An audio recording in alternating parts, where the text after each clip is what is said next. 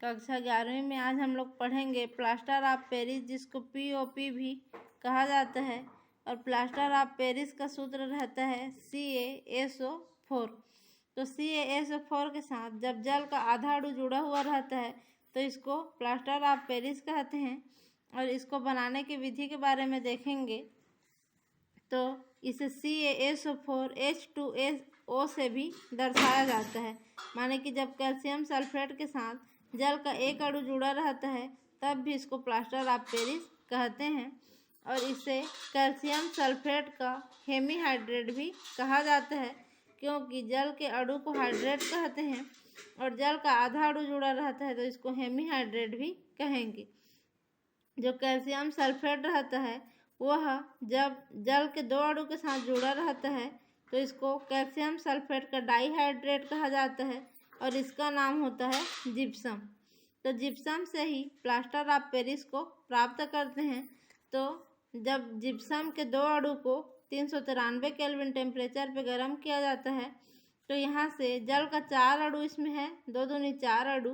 तो जो calcium sulphate के साथ जल का एक अणु बचता है और 3 अणु जल का गर्म करते हैं तो वाष्प बन के बाहर निकल जाता है। तो ये 3 अणु जब बाहर निकलेगा तो उसके साथ CaSO4 के 2 अणु के साथ जल का एक अणु जुड़ा हुआ पाया जाता है। तो जब एक अणु जल का 2 अणु कैल्शियम सल्फेट के साथ जुड़ा रहता है तो इसको बोलेंगे प्लास्टर ऑफ पेरिस, और यही है प्लास्टर ऑफ पेरिस। इसको अगर हम लोग 2 अणु को तोड़ करके लिखेंगे तो CaSO4 के एक अणु के साथ जल का आधा अणु आएगा तब इसका सूत्र इस रूप में रहेगा। लेकिन जब 2 अणु के साथ एक अणु जल जुड़ा है तब इसका सूत्र इस रूप में या फिर इस रूप में पाया जाता है। यहाँ पे तापक्रम का नियंत्रण करना आवश्यक रहता है, क्योंकि 393 केल्विन टेम्परेचर से अधिक ताप पे जब इसको कराया जाता है तो जो क्रिस्टलीकरण वाला जल रहता है वह बाहर निकल जाता है और यहाँ से कैल्शियम सल्फेट का निर्माण हो जाएगा। माने कि एक ठो जो जल का अणु इसमें बचा है, अगर इसमें टेम्परेचर को कंट्रोल नहीं करते हैं तो यह जल का अणु भी उड़ करके बाहर निकल जाता है और यहाँ से कैल्शियम सल्फेट केवल प्राप्त हो जाता है। इसलिए यहाँ पर टेम्परेचर को इतने डिग्री पर ही बनाए रखना जरूरी है। उसके बाद इसे मृत ज्वलित प्लास्टर भी इसको कहा जाता है, क्योंकि यह जल के साथ सेटिंग का गुण समाप्त कर देता है। तो इसको जो है मृत ज्वलित प्लास्टर के नाम से भी जाना जाता है, क्योंकि जब यह पानी के साथ मिलता है तो सेटिंग का गुण भी इसमें पाया जाता है, वह खत्म हो जाता है। जब इसको अधिक डिग्री टेम्परेचर पे जब गर्म करेंगे 393 से तो ये कैल्शियम सल्फेट का निर्माण करेगा और इसमें का जो एक जल का अणु रहता है ये भी उड़ करके बाहर निकल जाता है। इसलिए यहाँ पर टेम्परेचर को कंट्रोल करके रखा जाता है। उसके बाद देखेंगे प्लास्टर ऑफ पेरिस के गुण। तो ये सफ़ेद कलर का अक्रिस्टलीय चूर्ण के रूप में पाया जाता है। प्लास्टर ऑफ पेरिस को जब पानी के संपर्क में लाते हैं तो यह पानी को अवशोषित करके जम जाता है और पुनः गंध युक्त कैल्शियम सल्फेट के रूप में बदल जाएगा। जब ये पानी में जम जाता है पत्थर के समान तो ये गंध स्मेल वाला कैल्शियम सल्फेट के रूप में ठोस रूप में चेंज हो जाता है। तो ये है प्लास्टर ऑफ पेरिस। जब इसको पानी के संपर्क में लाएंगे तो यहाँ पे जो 3 अणु बाहर निकला था ना, इसको बनाते समय उसी 3 अणु को फिर से ग्रहण कर लेता है और फिर से जिप्सम का निर्माण यहाँ से कर देता। तो जो प्लास्टर ऑफ पेरिस है इसको फिर से जल के संपर्क में लाते हैं तो फिर से यहाँ से जिप्सम का निर्माण हो जाता है। जब इसको 200 डिग्री सेंटीग्रेड पे गर्म करेंगे तो यहाँ से जल का एक अणु बाहर निकलेगा और कैल्शियम सल्फेट का निर्माण करेगा और इस कैल्शियम सल्फेट को फिर से 400 डिग्री सेंटीग्रेड पे गर्म करेंगे तो यहाँ से कैल्शियम ऑक्साइड बनता है और सल्फर ट्राईऑक्साइड गैस बाहर निकलती है। तो यह हो गया इसका गुण प्लास्टर ऑफ पेरिस का। उसके बाद इसका उपयोग आता है तो मूर्ति और खिलौने बनाने में इसका उपयोग किया जाता है। जिप्सम बनाने के लिए जैसे यहाँ पे बना है, चाक बनाने के लिए इसका उपयोग होता है। टूटी हुई हड्डियों को जोड़ने के लिए जो प्लास्टर चढ़ाया जाता है वो प्लास्टर ऑफ पेरिस का ही रहता है। सांचे और मॉडल बनाने के लिए इसका उपयोग करते हैं। तो ये हो गया कंप्लीट यहाँ से प्लास्टर ऑफ पेरिस। उसके बाद अगला आता है सीमेंट। तो सीमेंट एक प्रकार का केमिकल रिएक्शन से बनता है। इसके बारे में देखेंगे तो सीमेंट एक मुख्य पदार्थ है।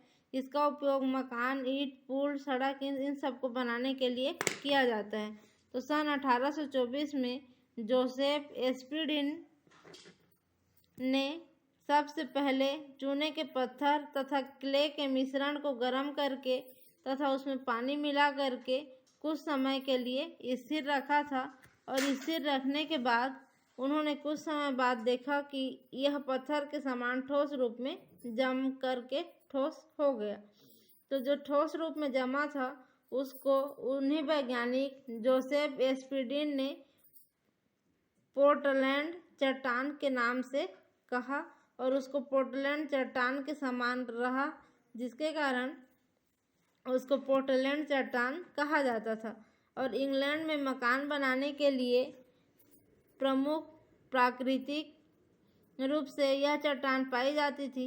इसलिए उस जो सीमेंट का नाम जो उन वैज्ञानिक ने बनाया था उनका नाम पोर्टलैंड सीमेंट रखा गया। तो सबसे पहले सीमेंट को पोर्टलैंड सीमेंट के नाम से जाना जाता था।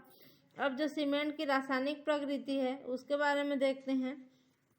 तो जो सीमेंट रहता है वह कैल्शियम के सिलिकेट, कैल्शियम के एल्यूमिनेट तथा कम मात्रा में जिप्सम, इन तीनों का मिश्रण होता है।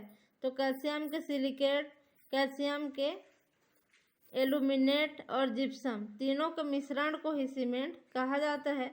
और ये मुख्य रूप से ट्राई कैल्शियम सिलिकेट के रूप में, माने कि जो कैल्शियम का सिलिकेट है वो 3 अणु रहता है, इसलिए इसको बोला जाता है ट्राई, 3 के लिए।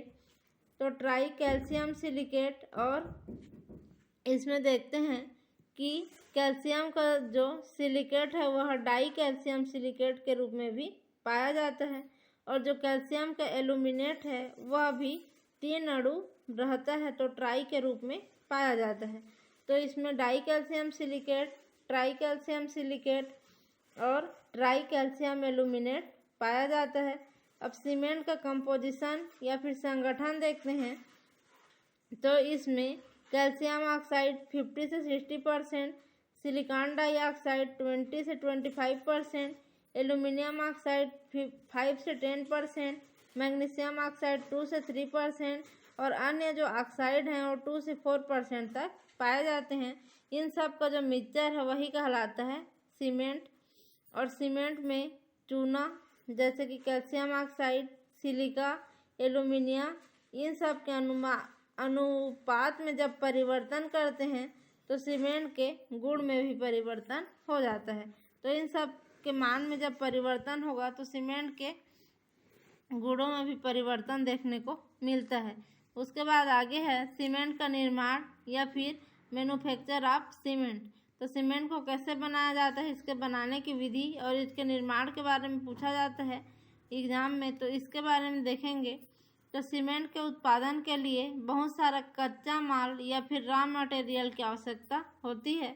तो जो जो सामान इसको बनाने के लिए पहले कच्चा माल के रूप में चाहिए वो रहता है चूना पत्थर, CaCO3। इनसे क्या होगा, चूना पत्थर से हमको कार्बन डाइऑक्साइड गैस बाहर निकलेगी और यहाँ से कैल्शियम ऑक्साइड प्राप्त होता है। तो इस कैल्शियम ऑक्साइड का उपयोग सीमेंट के लिए किया जाता है। दूसरा चिकनी मिट्टी जिसको क्ले भी कहते हैं, इसकी आवश्यकता होती है। यहाँ से कैल्शियम ऑक्साइड और एल्यूमिनियम ऑक्साइड प्राप्त होता है। तीसरा है जिप्सम जिसको CaSO4 2H2O के रूप में लिया जाता है। इन सब की सहायता से हम लोग सीमेंट का निर्माण करते हैं। तो बनाने की विधि का थ्योरी को आप लोग को पढ़ना है। इसका केमिकल रिएक्शन कैसे होता है उसको मैं बताती हूँ। तो सबसे पहले जो हम लोग कैल्शियम कार्बोनेट लिए थे उसको गर्म करेंगे। तो गर्म करते हैं तो वहाँ से क्या बनेगा, कार्बन डाइऑक्साइड गैस बाहर निकलेगी और कैल्शियम ऑक्साइड बनेगा। यह जो कैल्शियम ऑक्साइड है यह एल्यूमिनियम ऑक्साइड के साथ मिल करके ट्राई कैल्शियम एल्यूमिनेट का निर्माण करेगा। यह है ट्राई कैल्शियम एल्यूमिनेट। अब यही कैल्शियम ऑक्साइड जब सिलिका के साथ रिएक्शन करता है, और यह सिलिका कहाँ से मिलती है, चिकनी मिट्टी या फिर क्ले से, तो उस चिकनी मिट्टी के सिलिका से रिएक्शन करेगा तो डाई कैल्शियम सिलिकेट का निर्माण करता है। जब कैल्शियम सिलिकेट के 2 अणु से रिएक्शन किया तो डाई कैल्शियम सिलिकेट बनाया है, और 3 अणु के साथ जब रिएक्शन करेगा तो ट्राई कैल्शियम सिलिकेट का निर्माण करता है। ठीक है, तो यहाँ से क्या क्या बन गया हम लोग का, try calcium aluminate, die calcium silicate और ट्राई कैल्शियम सिलिकेट, इस सब का निर्माण यहाँ से हुआ है। अब देखते हैं कि कैल्शियम ऑक्साइड के 4 अणु और एल्यूमिनियम ऑक्साइड और फेरिक ऑक्साइड का अणु आपस में रिएक्शन करते हैं तो ये सब मिल करके क्या बनाएंगे, टेट्रा कैल्शियम एल्यूमिनो फेराइड का निर्माण करते हैं। तो यह 4 ठो अणु है इसका, इसलिए इसका नाम क्या हो जाएगा, टेट्रा कैल्शियम एल्यूमिनो फेराइड इसका नाम होगा। तो ये हो गए इसकी केमिकल रिएक्शन सीमेंट बनाने के लिए।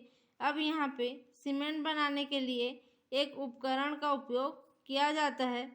इस उपकरण में सबसे पहले हम लोग देखते हैं कि यह है सीमेंट बनाने का, पोर्टलैंड सीमेंट का बनाना। तो यहाँ पे एक चिमनी लगी हुई रहती है, और चिमनी के नीचे में धूल कक्ष रहता है, और चिमनी जलती रहती है। यहाँ पे ये जो ऐसे लकीर दिया हुआ है, यह चिमनी, ये जलती रहेगी भट्टी। अब क्या करेंगे, ऊपर से हम लोग कच्चा माल को डालते हैं। कच्चा माल जो ऊपर देखे थे ना, चिकनी मिट्टी था, चूना पत्थर था और जिप्सम था, इन सब को यहाँ से कच्चा माल को एंटर कराएंगे, डालेंगे। तो यहाँ पे एक घूमने वाला वाहक लगा हुआ रहता है, तो चिमनी के आग के संपर्क में आएगा और कच्चा माल के संपर्क में आके यहाँ पे रिएक्शन होगा, उसको डालेंगे। तो डालने के बाद इसमें क्या होगा, यहाँ पे सही अनुपात में उनको डाला जाता है। डालने के बाद यहाँ पे उसको पीसा जाता है, और क्या होगा, यहाँ से होते हुए घूर्णी भट्टी में आएगा। घूर्णी भट्टी में उसको फिर से यहाँ से गुजारेंगे। तो ये घूर्णी भट्टी क्या होती है, देखो यहाँ एरो एरो करके घुमाया गया है। ये घूमते घूमते चलती रहती है और ऐसे गोल गोल गोल गोल घूमते रहेगा। तो यहाँ से होते हुए इसको कहाँ लाया जाता है, यहाँ पे बर्नर के संपर्क में, यहाँ से एक बर्नर जलता रहता है, इसके संपर्क में लाएंगे। यहाँ से होते हुए ये जो सीमेंट है यहाँ आता है, और इसको कहा जाता है सीमेंट क्लिंकर। और ये शीत कारक या ठंडा करने वाला उपकरण रहता है।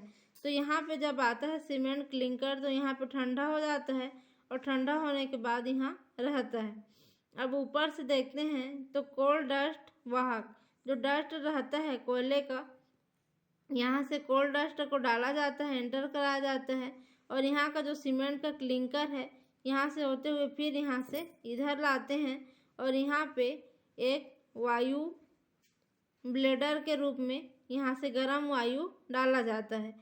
तो इन सब को यहाँ पे रिएक्शन होता है। यहाँ पे धूल कक्ष के रूप में जो भी धूल रहेगा यहाँ पर जमा होता है।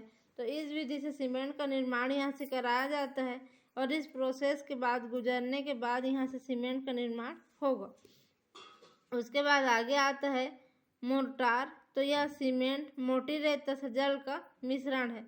जो सीमेंट वाला प्रक्रिया में एक प्राप्त होता है मोर्टार, तो उसमें क्या क्या पाया जाता है, सीमेंट, मोटा रेत और जल, इन तीनों का मिश्रण उसमें पाया जाता है। और इसका उपयोग ईंटों को जोड़ने के लिए तथा दीवारों को प्लास्टर करने के लिए किया जाता है। उसके बाद है एक क्रांकिट।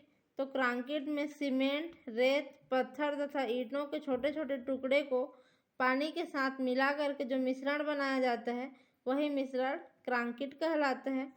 और पुल तथा बांध के निर्माण में इनका उपयोग किया जाता है। उसके बाद आता है प्रबलित क्रांकिट। तो जो प्रबलित क्रांकिट है उसमें साधारण क्रांकिट को लोहे की छड़ या फिर मोटे तारों में गूंथ करके शक्ति प्रदान की जाती है, तो यह प्रबलित क्रांकिट कहलाता है। और जमने पे यह बहुत प्रबल प्रकार का वहाँ पे बंध का निर्माण करेगा। तो साधारण क्रांकिट में लोहे का छड़ लगा देते हैं, तो जो क्रांकिट बनता है वह प्रबलित क्रांकिट कहलाएगा, और ये बहुत ही स्ट्रांग या फिर प्रबल रहता है। और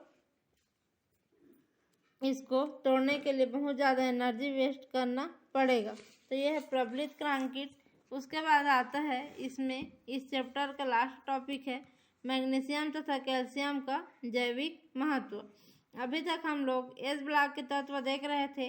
अभी हम लोगों ने सीमेंट के बारे में पूरा पढ़ा। सीमेंट यहाँ पे कंप्लीट होता है। सीमेंट के बारे में पढ़े थे वो।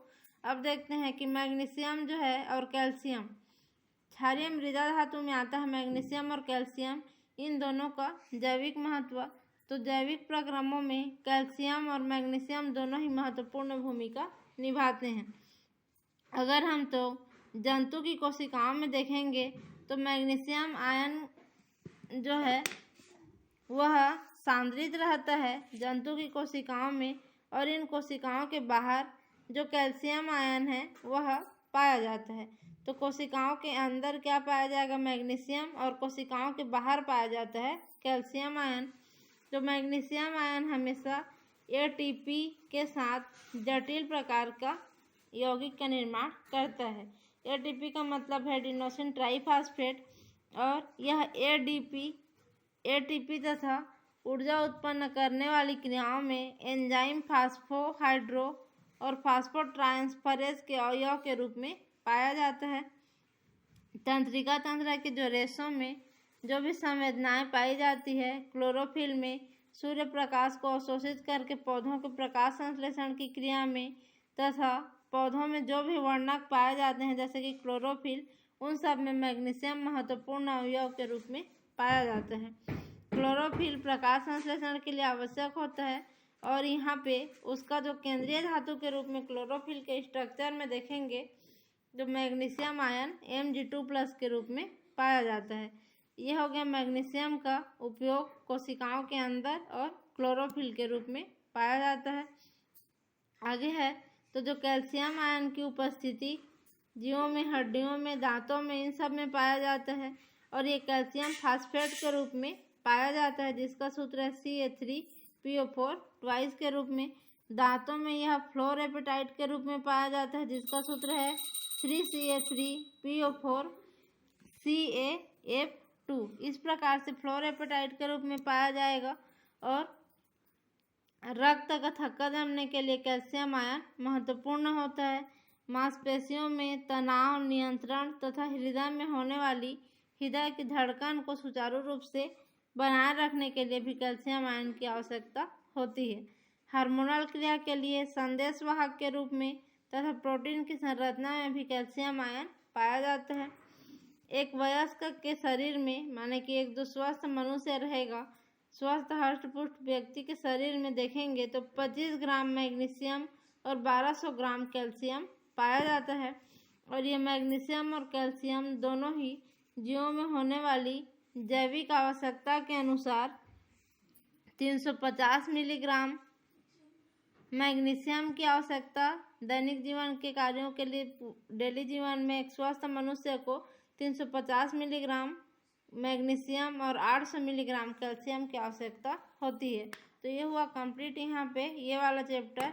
अब इसके बारे में अगर कुछ पूछना होगा तो आप लोग पूछ सकते हो। इसके बाद हम लोग अगली क्लास में नया चैप्टर शुरू करेंगे, चैप्टर 11, जिसमें पी ब्लॉक के तत्वों के रूप में दिया हुआ है। तो यहाँ पे ये पार्ट ख़त्म होता है। अब अगली क्लास में हम लोग नया अध्याय शुरू करके आगे का पढ़ेंगे।